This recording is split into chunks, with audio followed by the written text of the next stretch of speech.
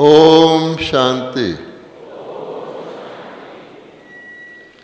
ओम शांति। ओम शांति।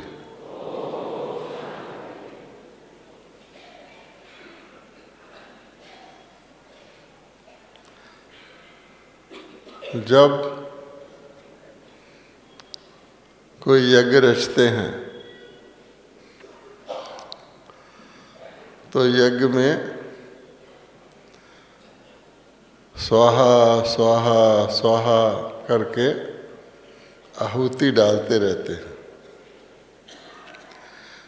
जब तक वो यज्ञ चलता है आहुति डालते रहते हैं, स्वाहा स्वाहा करते रहते हैं।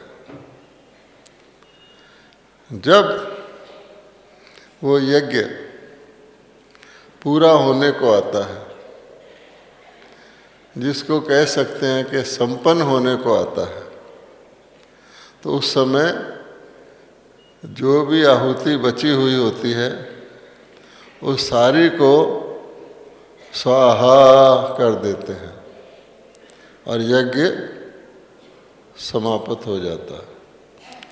जो लास्ट वाली अंतिम आहुति है वो ही यज्ञ को संपन्न करने के निमित्त बनती है। अब ये तो हम सब प्यारे बाबा के अति प्यारे ब्राह्मण बच्चे जानते हैं कि वो यज्ञ तो द्वापर युग से रचे जाते हैं। जब भी कोई ना कोई विघ्न व्याधि आता है यज्ञ रचते हैं। बरसात नहीं हुई तो यज्ञ रचते हैं। अति बरसात हो गई तो उसको रोकने के लिए यज्ञ रचते हैं। किसी भी विघ्न को दूर करने के लिए यज्ञ रचते हैं। और उस यज्ञ में ब्राह्मण ही होते हैं जो यज्ञ को रचते हैं। ब्राह्मणों के द्वारा ही यज्ञ संचालित किया जाता है और वो आहुति देते जाते हैं, आखिर अंतिम आहुति के बाद समाप्त किया जाता है। और उस यज्ञ की लिमिटेड पीरियड होता है, सीमित समय होता है जिसके अंदर उसको संपन्न होना होता है। और अनेक प्रकार के यज्ञ रचे जाते हैं, अब भी चल रहे हैं। अब बाबा कहते हैं कि ये कौन से एक ऐसे महायज्ञ की यादगार है। ये बाकी यज्ञ जो बाद में चलते हैं वो एक महायज्ञ के स्मारक हैं जो कभी परमात्मा ने रुद्र ज्ञान यज्ञ, या पूरा नाम है राजस्व अश्वमेध अविनाशी रुद्र गीता ज्ञान यज्ञ, संगम युग पर रचा था। और हर कल्प के संगम पर फिर रचते हैं, अब भी रचा हुआ है। भगवत गीता जो सर्वशास्त्रमयी शिरोमणि ग्रंथ है उसमें भी ये लिखा हुआ स्पष्ट कि कल्पों की आद में, अर्थात हर कल्प के आद में ब्रह्मा जी ने यज्ञ रचा, जिससे ब्राह्मण उत्पन्न हुए, देवता उत्पन्न हुए और वृद्धि को पाए। अर्थात वह यज्ञ मनुष्य को देवता, नर को श्री नारायण, नारी को श्री लक्ष्मी बनाने वाला यज्ञ है। अब उस यज्ञ से क्या निकला तो आप देखेंगे कि यज्ञ जब रचते हैं तो ब्राह्मण ही होते हैं और दूसरे किसी को अलाउड नहीं है कि वो आके यज्ञ में आहुति डाले। और ब्राह्मण जब स्वाहा स्वाहा करते हैं तो साथ मंत्र भी पढ़ते हैं। बिना मंत्र पढ़े हुए वो स्वाहा नहीं करते। तो हमको पता है कि महायज्ञ के लिए, महाआहुति डालने के लिए बाबा ने हमको महामंत्र भी दिया हुआ है। वो कौन सा महामंत्र है? सब ब्राह्मणों को पता है। वो कौन सा महामंत्र है? मन मना भव। तो मन मना भव होने से ही अग्नि प्रज्वलित होती है, जिससे हमारे विक्रम विनाश होते हैं। और ये यज्ञ पूरा कब होता है? कि जब सारी दुनिया की, पुरानी दुनिया की सारी पुरानी वस्तुओं की आहुति पड़ जाती है, विनाश ज्वाला प्रज्वलित होती है इस यज्ञ से, उसके बाद पुराना सब कुछ स्वाहा हो जाता है, तब ये यज्ञ संपन्न होता है। अब बाबा कहते हैं कि पुरानी दुनिया के स्वाहा होने से पहले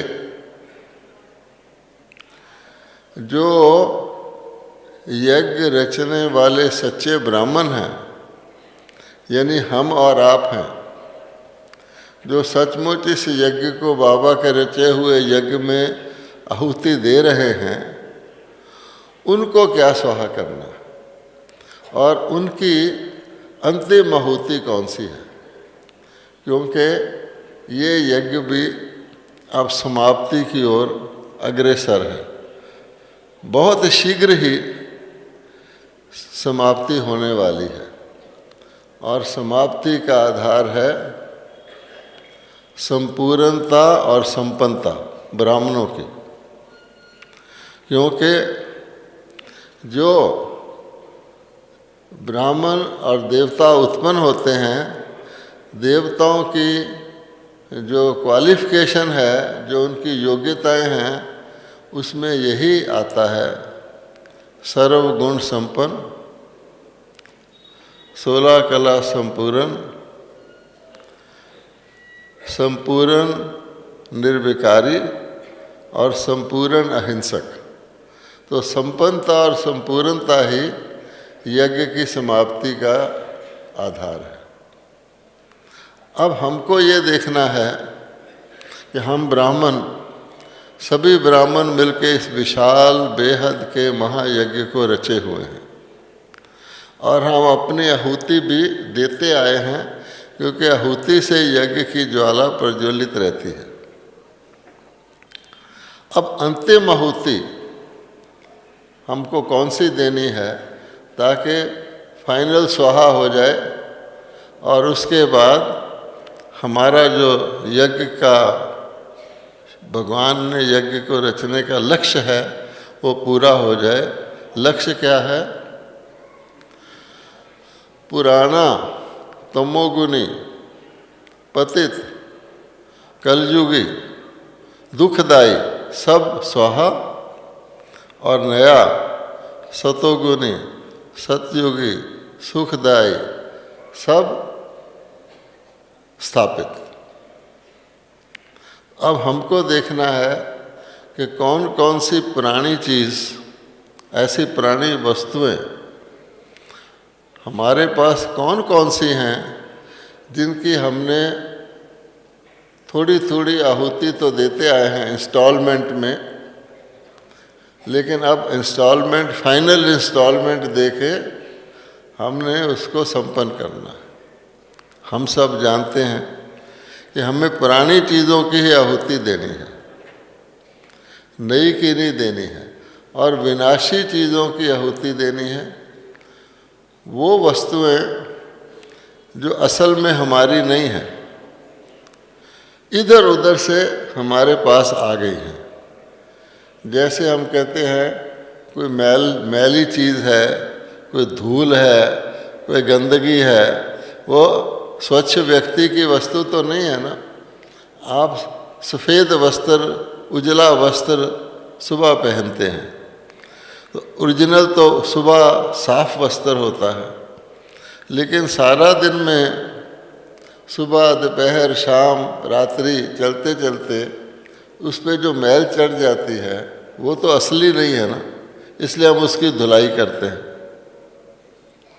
तो इसलिए अब हम इस बात पर मनन चिंतन करते हैं आपस में कि प्यारे बाबा ने हमको कौन कौन सी ऐसी सामग्री दी हुई है जिसको हम कहते हैं स्वाहा करना है और फाइनली स्वाहा करना है। अब आप देखेंगे कि 3 चीज़ें की सामग्री होती है। जो दुनिया में यज्ञ रचते हैं उसमें तिल होता है, घृत होता है और जौ होता है। तो बाबा कहते हैं आपके वो 3 वस्तुएं कौन सी हैं? मन, वाणी और कर्म, या फिर हम स्थूल रूप में कहते हैं तन, मन और धन। इसको हम स्वाहा करते हैं। तो आपने देखना है कि पुराने को कौन कौन सा पुराना बचा हुआ है सामग्री की थाली में जिसको हमने फाइनल स्वाहा करना है। तो पहली बात क्या आती है? जो हमको तंग करने वाली वस्तु है उससे छुटकारा पाना है। तो पहली वस्तु है जिसको हम कहते हैं, अब आप गौर से नोट करना अपने मन की डायरी में, जिसको हम कहते हैं पुराने स्वभाव संस्कार। हमको क्या तंग करता है जिसको हमें स्वाहा कर देना है? पुराने स्वभाव संस्कार। और उसके बदले में जब हम उसको निकाल देंगे तो धारण क्या होगा? नए स्वभाव संस्कार। आसुरी विकारी स्वभाव संस्कार को स्वाहा करना है और दैवी निर्विकारी, संपूर्ण निर्विकारी हमारी डिग्री है, उस स्वभाव संस्कार को धारण करना है। ठीक है? तो पहली स्वाहा करने वाली सामग्री कौन सी है? छुटकारा पाने वाली, जिससे हम खुद ही तंग हैं। और हर ब्राह्मण यही कोशिश कर रहा है कि मेरे पुराने स्वभाव संस्कार से मैं छूटूं, मैं तंग हूँ, क्योंकि वो दुख देता आया है, द्वापर से हमको दुख देता आया है।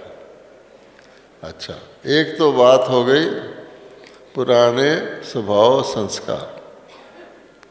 दूसरी ऐसी कौन सी चीज़ है जिसने हमको यहाँ पिंजरे में आत्मा रूपी पंछी को कैद करके रखा हुआ है? और वो है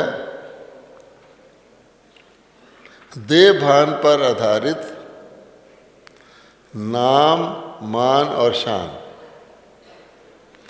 बाबा कहते हैं आत्मा की तो नाम, मान, शान अलग है, लेकिन देह भान पर आधारित नाम, मान और शान क्या मतलब हुआ? कि हम मैं करके और शरीर से संबंधित, जिसको कहते हैं पद, पोजीशन, सम्मान की भिखारी बनना, कि कुछ मिल जाए, हम ये भी कह देते हैं हमने ये त्याग किया, कुछ तो हमारा वैल्यू होना चाहिए। सब जानते हैं कि नाम, मान और शान क्या होता है। तो दूसरी बात क्या हो गई? नाम, मान और शान की आहुति देनी है। पहला था पुराने स्वभाव संस्कार की आहुति देनी है। और तीसरा, वो बड़ी एक सूक्ष्म सी चीज़ है, इसलिए उसको हमें नोट कर लेना चाहिए। तीसरा क्या है कि हमें अवगुण देखने वाली बुद्धि की आहुति देनी है। दूसरों के अवगुण देखने वाली बुद्धि की आहुति देनी है। 3 हो गई, स्वाहा स्वाहा स्वाहा। और आगे चलो तो हमें साधनों के आकर्षण, इस पुरानी दुनिया के पुराने रावण की लंका के झूठे सोने की तरह चमकने वाले, धोखा देने वाले और अल्पकालिक साधनों को स्वाहा करके अपनी साधना को शक्तिशाली बनाना है। तो ये क्या हो गया? नंबर 4। और आगे सोचिए, तो बाबा ने हमको कहा है कि बच्चे तुम्हारा एक ही लक्ष्य है, और वो क्या है?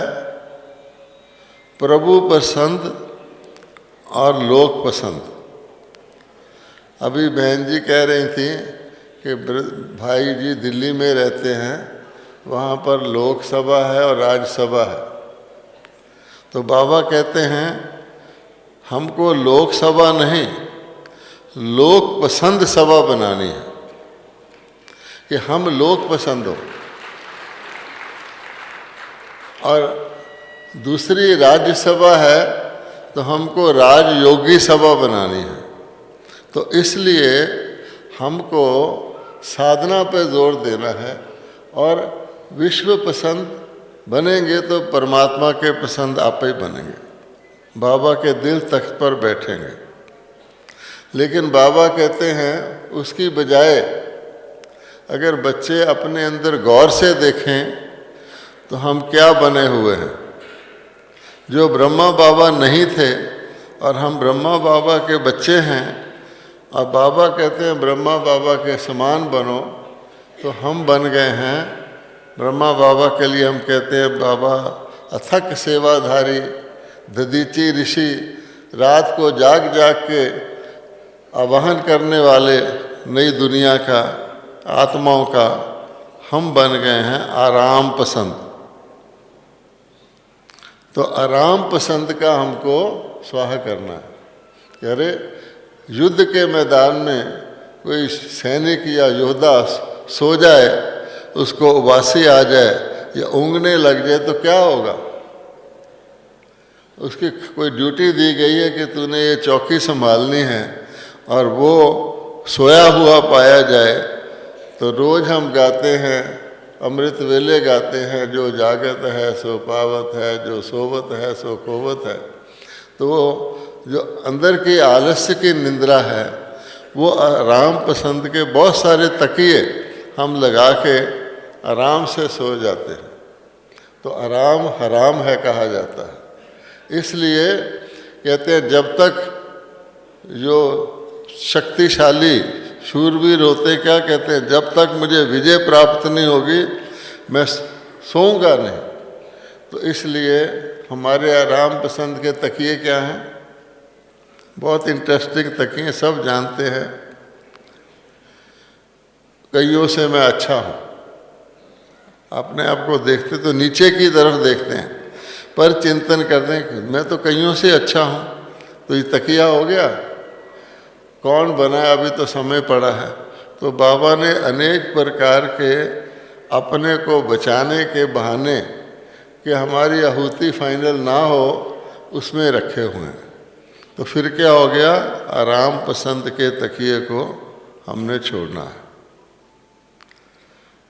रिवाइज कर लो, पुराने स्वभाव संस्कार को छोड़ना है, नाम मान शान की इच्छा को छोड़ना है, अवगुण देखने वाली बुद्धि का स्वाहा करना है, और आराम तलबी के, आराम पसंदी के तकिए को छोड़कर विश्व पसंद अर्थात लोक पसंद और बाबा पसंद बनने के लिए जुट जाना। अब फिर बाबा कहते फाइनल इसका सब चीज़ का भावार्थ क्या निकला? जो सतयुग में हमारी स्टेज है और जो कलयुग में हमारी स्टेज है, उसके फर्क को दूर करना है, जिसको हम कहेंगे एक शब्द में कि जीवन मुक्त बनना है। जीवन में जितने भी प्रकार के विघ्न और बंधन हैं उसको छोड़ करके जीवन मुक्त बनना है।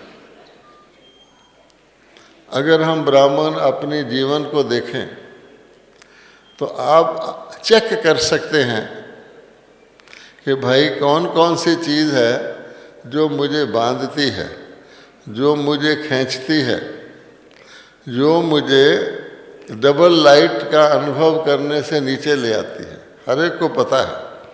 तो उसको छोड़ करके जीवन मुक्त बनना है, डबल लाइट बनना है।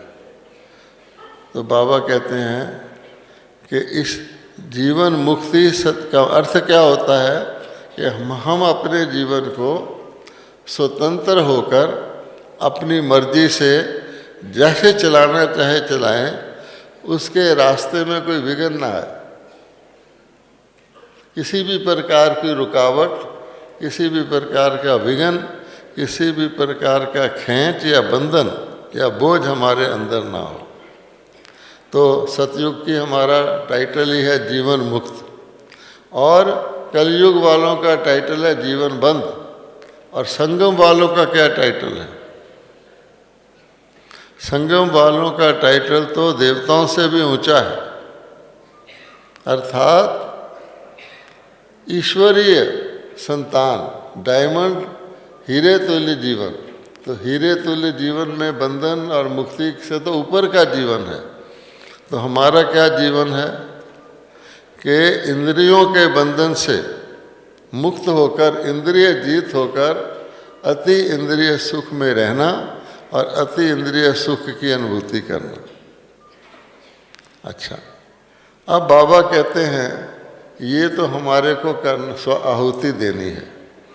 आहुति देने के लिए कोई अट्रैक्शन चाहिए, कोई भीति चाहिए, किसी प्रकार का इस प्रकार की लॉटरी चाहिए जिसको देखकर व्यक्ति आसानी से आहुति दे दे। तो उसके लिए बाबा ने बताया हुआ है, इच्छा मात्रम अविद्या। कहा जाता है कि देवताओं की दुनिया में देवताओं को सारा टाइम सतयुग से लेकर त्रेता के अंत तक इच्छा होती ही नहीं।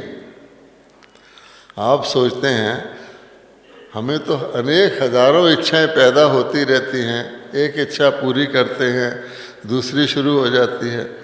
अगर किसी इच्छा को छोड़ते हैं तो टेम्परेरी छूट जाती है।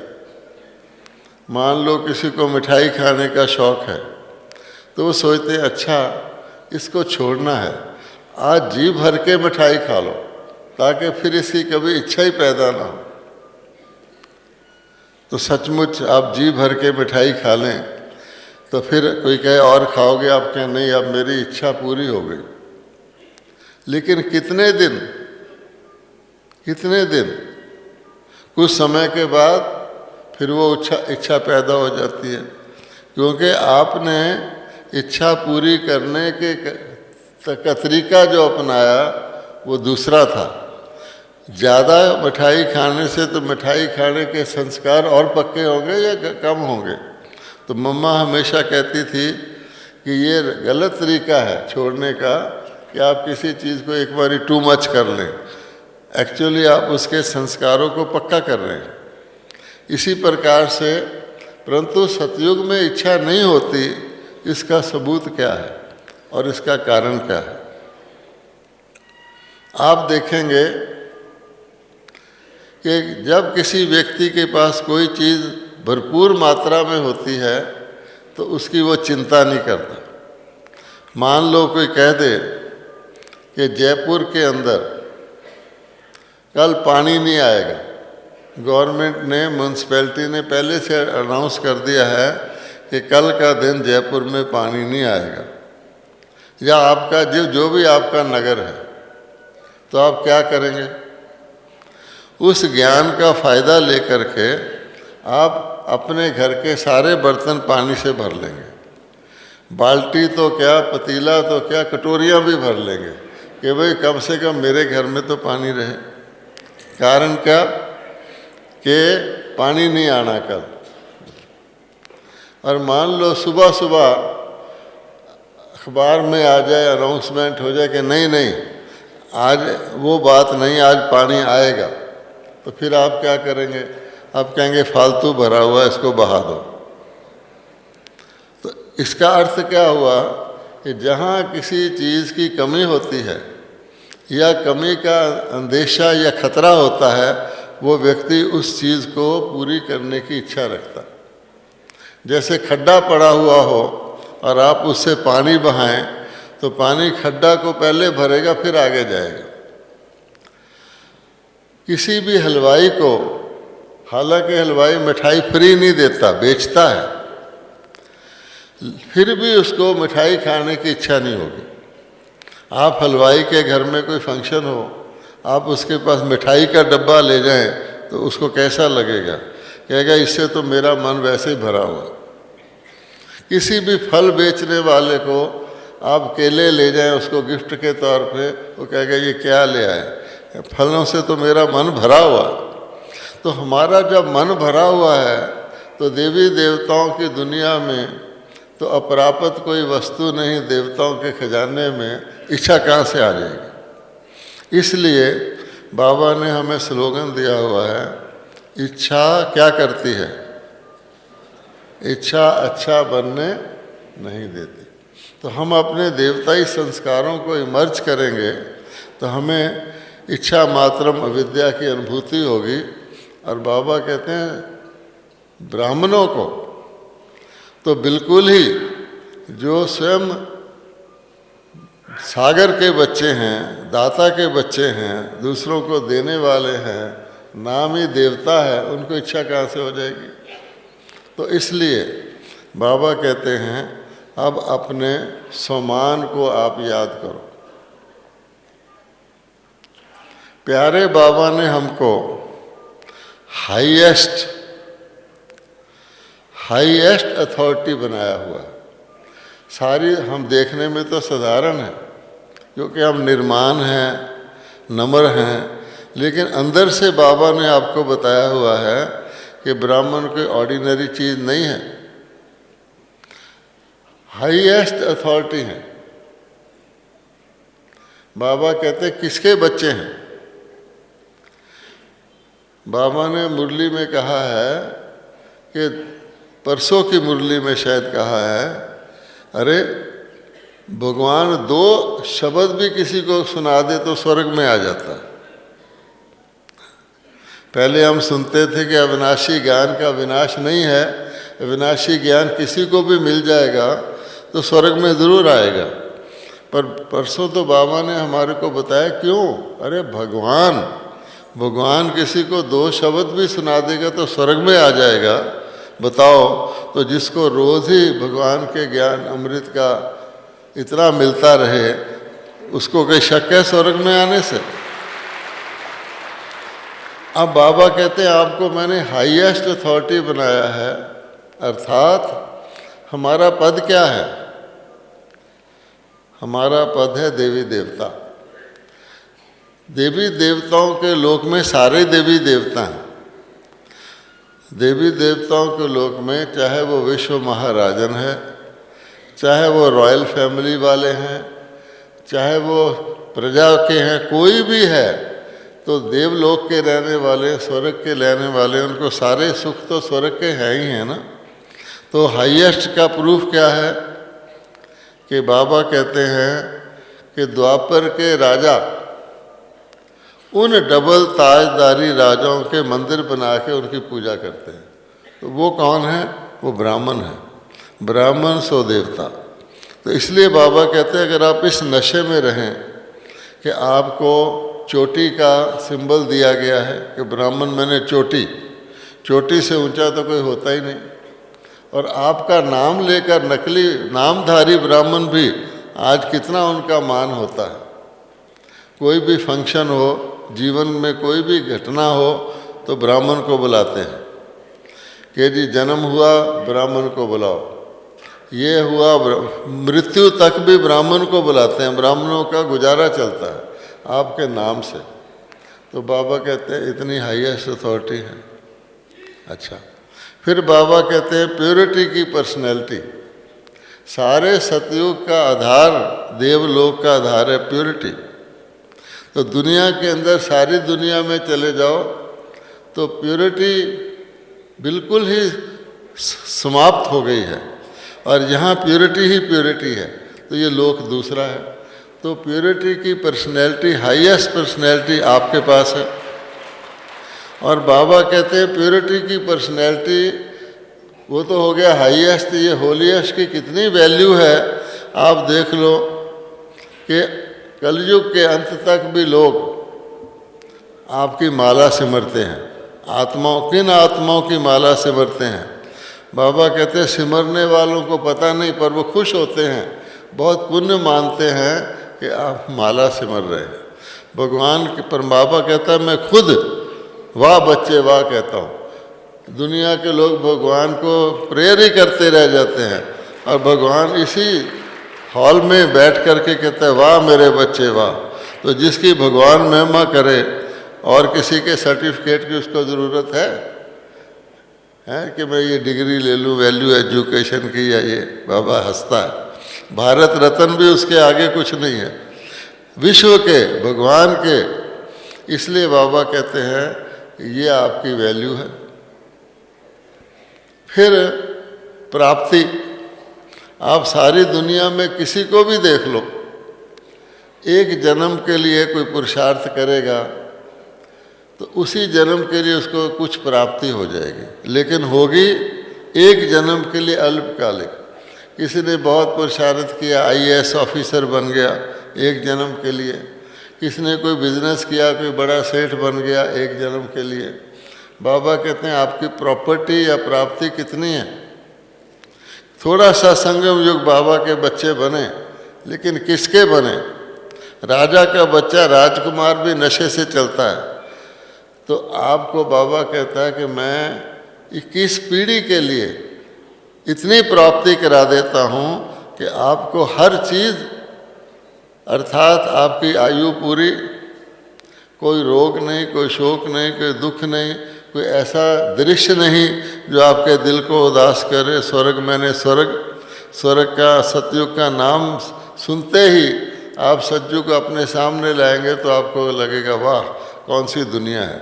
और अन्य कोई भी आत्माएं किसी भी धर्म की वहाँ प्रवेश भी नहीं कर सकती। भगवान कहता है देखो सतयुग और त्रेता में रावण प्रवेश नहीं कर सकता, वहाँ माया नहीं हो सकती, लेकिन कलयुग, घोर कलयुग में भी भगवान प्रवेश कर लेता और संगम युग स्थापित कर लेता है। हम देखो रावण की नगरी में ही अपनी नगरी बना के बैठे, तो शक्ति नहीं है क्या? आपके ऊपर रावण का असर ही नहीं है।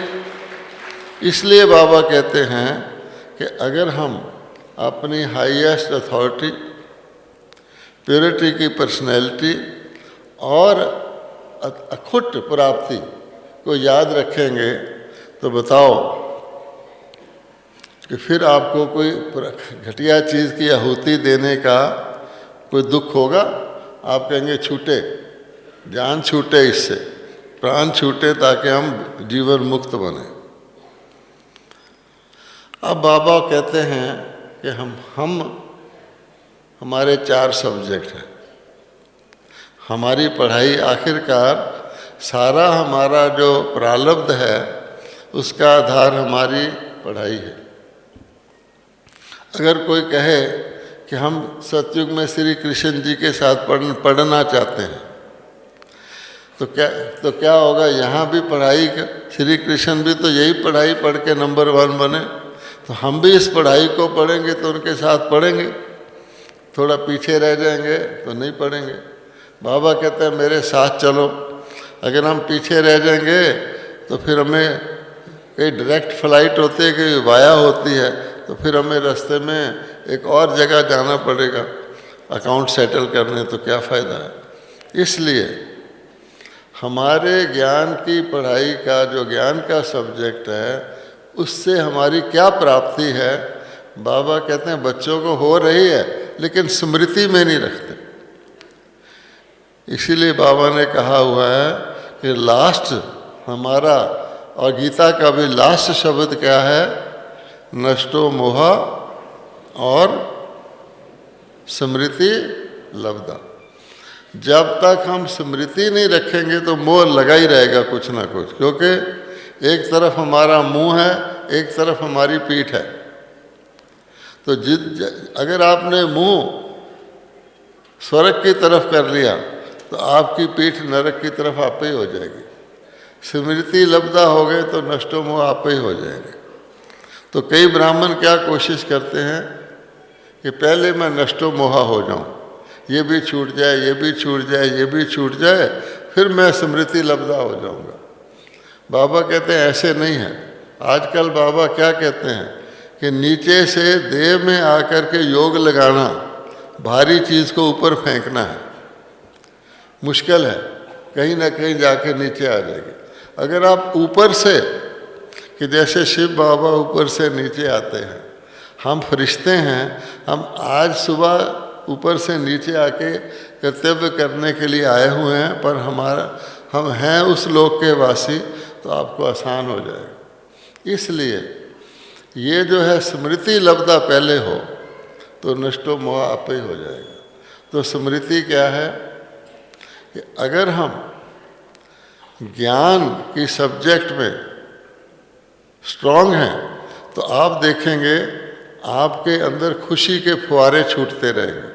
आप ज्ञान के किसी भी पॉइंट को याद करेंगे, आप करेंगे वाह कमाल है। जैसे आज बाबा ने मुरली में कहा कि आत्मा एक छोटी सी है लेकिन मैग्नीफाइंग ग्लास है। एक छोटी सी आत्मा आँख के लेंस के द्वारा पूरा धरती से आकाश तक देख सकती है, ये पूरे वृक्ष को देख सकती है, इतने बड़े शरीर को देख सकती है। जैसे वो शीशा होता है, छोटी चीज़ बड़ी नज़र आती, पर ये तो ज़बरदस्त है, एक छोटी सी।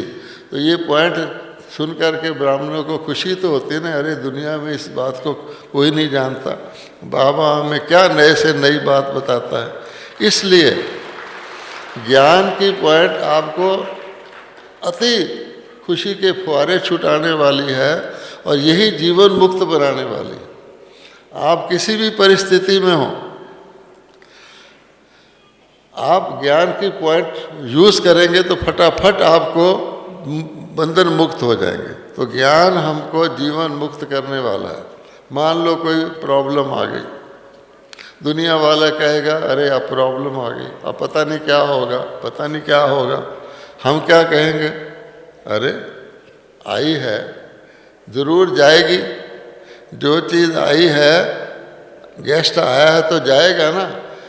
इसी प्रकार से फिर हम कहेंगे अरे ये तो कल पहले भी आई थी, तो कल पहले चली गई थी, तभी तो हम यहाँ हैं। तो फिर हम कहेंगे अरे बाबा हमारे साथ है, तो इसलिए उड़ जाएगा। तब बाबा कहते हैं कि ज्ञान का सिमरन करने से, जैसे कहा गया कि विष्णु जी शेष नाग की सैया पर सोए हुए हैं, 5 नाग के सिर उनको छतर छाया कर रहे हैं। कृष्ण जी के लिए भी यही दिखाते हैं, जमुना पार करे तो उसकी छतरी बने हुए हैं और वो मस्त, अपनी खुशी में मस्त है। दूसरा हमारा सब्जेक्ट है योग का। अब योग से क्या होता है, बाबा कहते हैं सबसे ज़्यादा पावरफुल सब्जेक्ट हमारा योग का है। और हम योग रोज़ करते हैं तो हमारे अंदर बहुत शक्ति जमा है, लेकिन हम अपने आप को साधारण गिन के साधारण काम करने लग जाते हैं। जैसे कोई बहुत शक्तिशाली व्यक्ति ये भूल जाए मेरे अंदर शक्ति है, वो साधारण काम करने लग जाए तो क्या होगा। मान लो किसी ने आपको हवाई जहाज़ गिफ्ट में दे दिया कि लीजिए आपको एक एरोप्लेन, छोटा सा एरोप्लेन आपके घर के बाहर रख देते हैं, और आप उस एरोप्लेन में सब्जी लेने चले गए, तो लोग पहले तो कहेंगे भी बड़ा वंडरफुल व्यक्ति है। एरोप्लेन में बच्चों को स्कूल छोड़ने चले गए, 1-2 दिन तो लोग हैरान होंगे, चौथे दिन क्या कहेंगे कि बड़ा अक्लमंद व्यक्ति है, ऐसे ही कहेंगे ना। इसलिए बाबा कहते मैंने आपको इतनी शक्तियाँ दी हैं, योग हर काम में ज़रा सा होता है, योग लगाओ। बाबा कहते योग की शक्ति इतनी पावरफुल है कि ब्रह्मा बाबा के योग को आप देखें, आत्माओं का आवाहन कर लेते थे, आत्माओं को महसूस होता था। अनेक कहानियाँ हमने इस बाबा को हमने देखा था। हम मधुबन आते तो पहले ही बाबा ने उनका आवाहन किया हुआ है। सारे विदेशियों का आवाहन ब्रह्मा बाबा ने व्यक्त होकर किया, तो देखो आज विदेशों में कितने सेंटर है, प्रूफ है ना। तो इसलिए इतनी शानदार शक्ति हमारे पास और हमारे पास जमा है, लेकिन हम उसको रियलाइज़ ना करके जैसे कोई हीरे को चने के भाव यूज़ कर रहा हो, उसी हमारा हिसाब है। योग की शक्ति से बाबा कहते हैं आपका संकल्प और कर्म में समानता आती है, संकल्प सिद्धि होती है। अब देवता योग के आधार पर बनते हैं तो देवताओं में और साधारण मनुष्यों में क्या फर्क है? देवता एक संकल्प करता है वो सिद्ध हो जाता है, अर्थात जो होना होता है उसका ही संकल्प देवता करता है, इसको कहते हैं संकल्प सिद्धि। और ये एकाग्रता और अंतर्मुखता से आती है। दुनिया के अंदर भी कोई सिद्धि प्राप्त करने वाले हैं वो भी एकाग्रता से सिद्धि को प्राप्त करते हैं। तो अर्थात हमको ये ध्यान रखना चाहिए कि योग बल से हमें बहुत सोचना ना पड़े। कहते हैं ना, आज गीत भी यही था, हमें डरने की क्या बात है, ईश्वर हमारे साथ है, फिक्रात की क्या बात है। तो जब हम गीत गाते हैं तो फिर हमें भय होना चाहिए। भय तो शरीर के छूटने का होता है, हम तो आत्मा है। हमें कोई चिंता होनी चाहिए। अरे कल्प, आज भी बाबा ने कहा है कि जो कल्प को ड्रामा को याद रखता है उसको रोना फिक्र होना नहीं चाहिए। इसलिए संकल्प सिद्धि। तीसरा हमारा सब्जेक्ट क्या है? तीसरा हमारा सब्जेक्ट है दैवी गुणों की धारणा। अब दैवी गुणों से क्या प्राप्ति होती है? तो बाबा कहते हैं दैवी गुण जैसे खुशबू होता है, ये रूहानी खुशबू है, ये रूहानी संपन्नता है जिससे हम सदा संतुष्ट रहते हैं। दैवी गुण धारण करने वाला सदा संतुष्ट रहेगा और अवगुण वाला सदा असंतुष्ट रहेगा। इसलिए हम संतुष्ट रहेंगे और दूसरों को भी संतुष्ट करेंगे। तो जब आप दूसरों को संतुष्ट करेंगे तो उनका आपको आशीर्वाद मिलेगा कि देखो मेरे को ये था, मेरे को इसने रास्ता दिखा दिया, मेरे दुख को दूर कर दिया। जैसे बैड स्मेल को खुशबू दूर कर देती है, ऐसे दुनिया के अंदर जो इस प्रकार की दुख, दर्द, अशांति, चिंता ये सब है, संतुष्टता उसको दूर कर देती है। संतुष्टता क्या कहती है? असंतुष्ट कहता आइए आइए, और संतुष्ट क्या कहता है? जाइए जाइए। तो छुट्टी हो गई। संतुष्ट को कोई डिस्टर्ब भी नहीं कर सकता। जैसे सागर संतुष्ट है, सागर को पानी चाहिए कभी नहीं। इसलिए बाबा कहते हैं ये आपका संतुष्टता है। और चौथा सब्जेक्ट तो हमारा बहुत ही बढ़िया है, हम सबको अनुभव है। चौथा सब्जेक्ट हमारा सेवा का।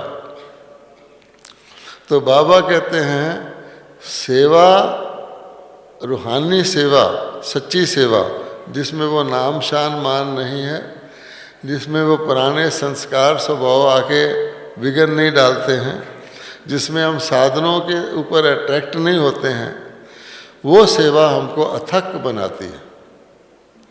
अब आप कहते हैं जानकी दादी अथक हैं, नहीं तो आप सोचो शरीर के तौर पे 103 वर्ष का व्यक्ति तो हूँ हिलता रहेगा, कुछ नहीं कर सकता। और जानकी दादी आज यहाँ है, कल वहाँ है, दिल्ली में सेंटर पर आती हैं, रात को समझो 9:30 बजे आ गई तो सबको इकट्ठे करके रूह रिहान शुरू कर देती हैं, करी जाती हैं। तो बहन भाई खुद थके हुए होते तो कहते दादी आप थके हुए होंगे ना, आप रेस्ट करो। अंदर से होता कि हम खुद थके हुए हैं, हम जाके रेस्ट करें। आप बताओ, तो क्या दादी को पता नहीं लगता? यहाँ बैठती है फूल की तरह, वहाँ उठ जाती। तो ये जो अथक बना है ये तो आपके आगे हैं ब्रह्मा बाबा, उसका तो शास्त्रों में गायन है, दधीचि ऋषि अथक सेवाधारी। आप कभी भी देख लो, आप सेवा करोगे आप थकोगे नहीं। लोग कहेंगे अरे भाई आपके भोजन का टाइम हो गया, आप कहेंगे नहीं नहीं ठीक है। कहेंगे अरे तो रात पड़ गई, नहीं नहीं ठीक है। वो कौन सी ताकत है जो आपको अथक बनाती है? तो निर्माणता, क्योंकि सेवा करने वाले को अभिमान नहीं आ सकता। अगर होगा भी तो सोचेगा मैं अभिमान, दूसरा क्या कहेगा। अगर उसके अंदर क्रोध है तो सोचेगा मैं इसको क्रोध से सेवा करूँगा तो ये क्या कहेगा। तो उसको उसके कारण से वो निर्माण हो जाता है। तब बाबा कहते हैं निर्माण ही निर्माण कर सकता है। तो इसलिए अथक सेवाधारी भी, अथकपना आ जाए आपके अंदर तो इसका मतलब शरीर का भान नहीं है। थकता कौन है? आपके ख्याल में आत्मा थकती है? मान लो किसी दिन रात के 1 बजे तक आप कुछ करते रहे, आप सो गए, फिर क्या होगा? आपकी रोज़ की आदत के अनुसार आप सुबह अमृत वेले अपने आप आपकी आँख खुल जाएगी, क्योंकि आप रोज़ लगातार हर वर्षों तक सुबह उठते रहे हो, तो नेचुरली जो स्वभाव होगा आपकी आँख खुल जाएगी। फिर क्या होगा? फिर आप कहेंगे रात को मैं 1 बजे सोया था ना, इसलिए मैं थका हुआ हूँ। आप बताओ, आँख तो खुल गई, लेकिन ये जो संकल्प आया, ये बॉडी कॉन्शियस का आया। अगर आपको उसी समय सुबह जब आप अमृत वेले उठते हैं, कोई ज़रूरी काम है, कोई ट्रेन पकड़नी है या कुछ करना है, तो आप जाग जाओगे। कोई किसी को कह दे, सुबह बहुत आलसी व्यक्ति को भी कह दे कि तेरी लॉटरी निकली है 1 करोड़ की और सुबह 4 बजे तुम्हें प्राइज़ मिलना है, वो सारी रात नहीं सोएगा। क्यों? कि लालच है। तो आत्मा के अंदर इतनी शक्ति है, आप देखेंगे वो शक्ति यूज़ होती है, पर कभी कभी होती है। मान लो कोई पेशेंट है, बहुत बेचारा बीमार है, डॉक्टर ने उसको आईसीयू में रखा हुआ है, बड़ी बड़ी मशीनें लगी हुई हैं, उसके हार्ट रेट, पल्स रेट, सब कुछ की मशीनें लगी हुई हैं, किसी को अंदर आने का अलाउड नहीं है, आवाज़ करने का अलाउड नहीं है, ऐसे करता है तो हाय, ऐसे करता है तो हाय।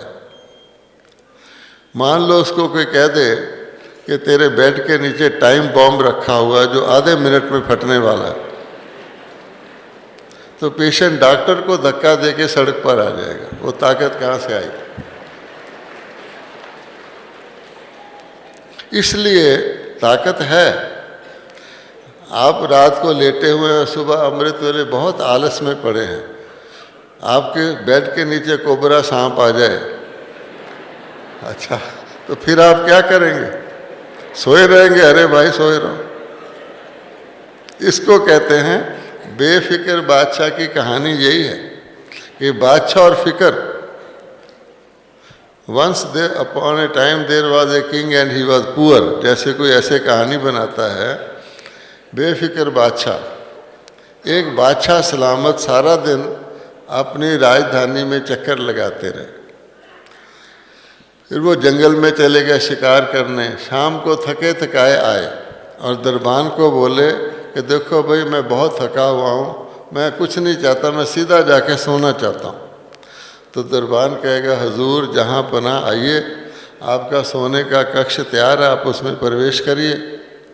और जब वो उस सोने वाले कमरे में जाना लगे तो उसके कान में दरबान कहे हजूर आज सुबह आपके कमरे में एक सांप देखा गया था, हमने बहुत ढूंढा मिला नहीं, पर आप तो बादशाह सलामत हैं, सारी आपकी रैयत है, सांप आपका क्या कर सकता है, आप आराम से सो जाइए। अब क्या होगा? तो बादशाह सोएगा। दरबान अच्छी, अब बादशाह दरबान को ये भी नहीं कह सकता कि मैं डरता हूँ, तो क्या करे? वो कहेगा हुजूर आप चैन से सो जाइए। अब देखिए बादशाह का है तो बादशाह, इधर देखा उसको हर जगह सांप ही सांप नजर आएगा। इसलिए अगर आप गौर से देखेंगे तो ये जो हमारे अंदर आता है ना, शक्ति नहीं है, शक्ति है। अब बाबा कहते हैं उसको आप प्रकट करो। एक बार एक अंग्रेज विदेश से आया, उसने कहा मैं भारत का गांव, असली गांव देखना चाहता हूँ। एक तो गवर्नमेंट ने गांव बनाए होते हैं ना बड़े सजा, टूरिस्ट को दिखाते, उसने कहा मैं असली गांव देखना चाहता हूँ। तो कोई व्यक्ति उसको असली गांव में ले गया और जैसे होता है वहाँ पर गोबर के उपले लगे हुए थे दीवार पर, उसने कहा भैंस कहाँ कैसे इस पर चढ़ गई, ऐसे ऐसे सवाल करने लगे। उसको जलेबी खिलाई गई तो कहा इसमें चीनी कहाँ से एंटर होती है। अच्छा, करते करते उसका टाइम ज़्यादा लग गया। और उसको जाके फ्लाइट पकड़नी थी, ट्रेन पकड़नी थी। तो उसने कहा अरे ये तो आधा घंटा रह गया और 45 मिनट्स चाहिए मुझे गांव में जाने से, कोई शॉर्टकट नहीं है। तो उन्होंने कहा जी गांव का तो एक ही रास्ता होता है, ये पगडंडी है और कुछ नहीं है। तो वो चिंता में पड़ गया। तो एक बच्चा खड़ा था, उसने कहा वो कुत्ता बैठा है उसको पत्थर मार दो और 25 मिनट में पहुंच जाओगे। अब आप सोचो, इसी प्रकार से अगर आपको नींद आने लगे, बड़ी दीदी कहती थी नींद आने लगे तो सोचो मेरे बेड पे सांप पड़ा, आप फटाफट नीचे आ जाओ। नीचे क्या, डायमंड हॉल में आ जाओगे। इसलिए आत्मा को आजकल बाबा यही कहता है अपनी शक्तियों को इमर्ज करो, और इमर्ज करेंगे तो आपको ऐसे फील होगा कि मास्टर सिर्फ सर्वशक्तिवान के बच्चे। अब कहते हैं भगत तो कह सकते हैं कि भगत कहते कुछ है करते कुछ है कि हे प्रभु सब आपका ही है। प्रभु ने एक बच्चा ले लिया तो कहेंगे मेरा बच्चा क्यों ले लिया, जब देंगे तो प्रभु जी आपका दिया। तो बाबा कहते हैं बच्चे ना ऐसे करें, हम मास्टर सर्वशक्तिवान हैं पर हम डरते हैं। कोई शेर कहे मैं गीदड़ हूँ तो क्या होगा। इसलिए बाबा कहता है अपनी शक्तियों को इमर्ज रखो, जागृत रहोगे तो आपको ये जो आहुतियाँ हमने बताई हैं ये मुसीबतें हैं, इसको छुटकारा पाना ही अच्छा है। तो इन प्रकार की मुसीबतों की अंतिम आहुति देनी है। एक शब्द में कहें तो हमें अपने देह भान की अंतिम आहुति देनी है। अब हमें फरिश्ता रूप में रहना है, फरिश्ता रूप से ही हम देवता रूप बनेंगे। ओम शांति।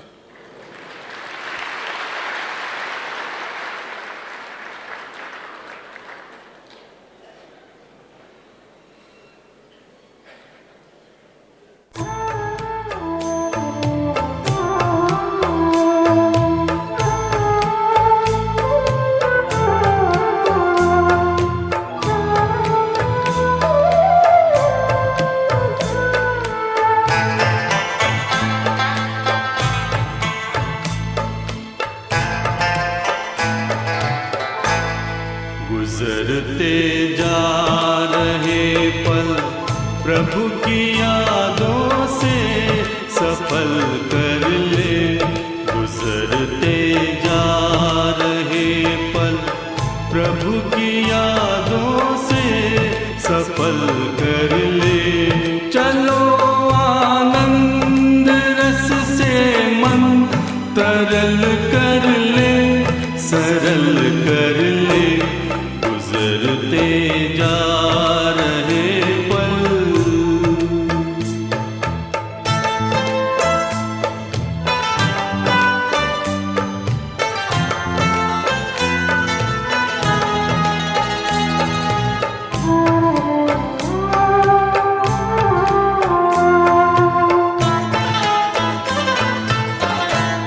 घड़ी भर को यहाँ की सब यहाँ पर छोड़ कर प्यारे, स्वयं को आत्मा निश्चय करो इस देह से न्यारे। उड़ो पंछी तजो तन भान पिंजरे से निकल चल दे। गुजरते जा रहे पल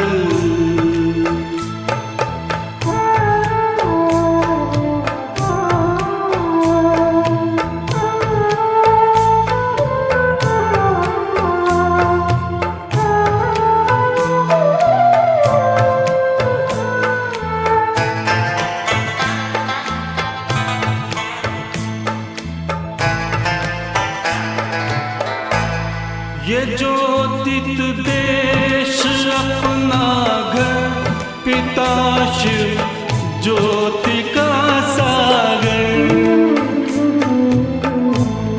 परम आनंद शांति की लहर में साथ रत्नागर।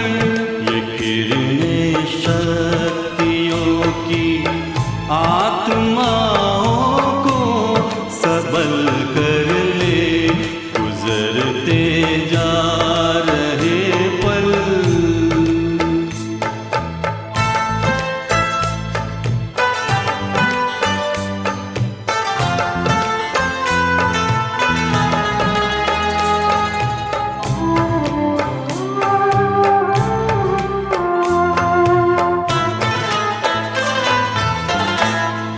ज्ञान की रोशनी दे दी, नई एक जिंदगी दे दी।